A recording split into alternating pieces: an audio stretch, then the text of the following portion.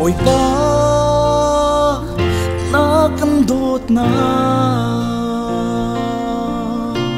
tuk in asang tuk ka in chim chok sin lâu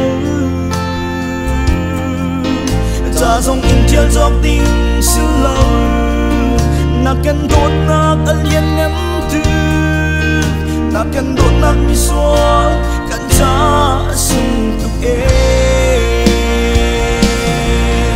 na dot na mi sual kan cha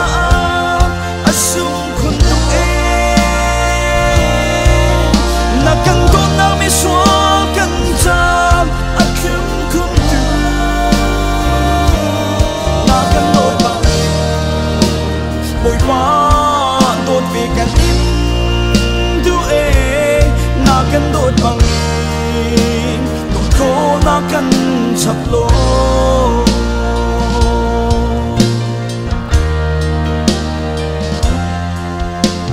apem fiam tu ni chun dot ve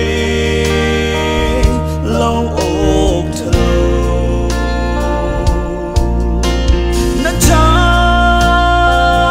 a thi ngam ve lâu ốc liên pet ve lâu ốc a tha ve trim trim lâu na cha a in quar ve kan ni long na si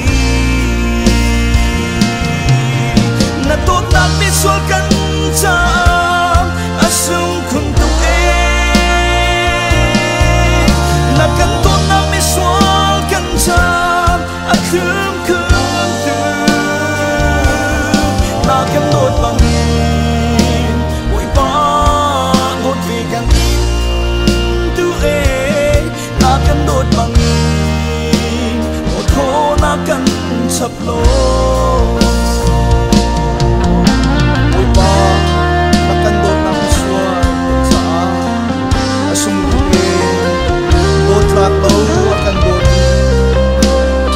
dot ve kan ni dot ko na kan sap lo amen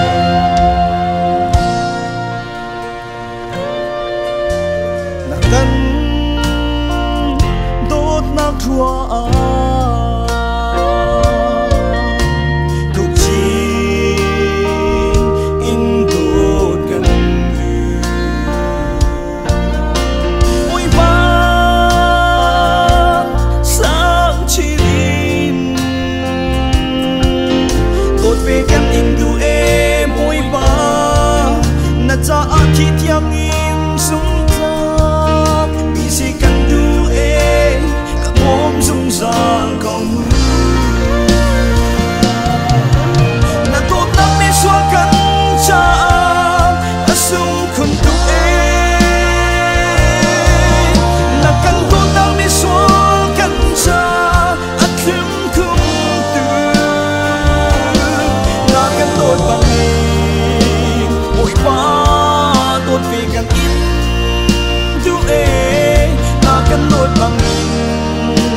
dot ko na kan chap lo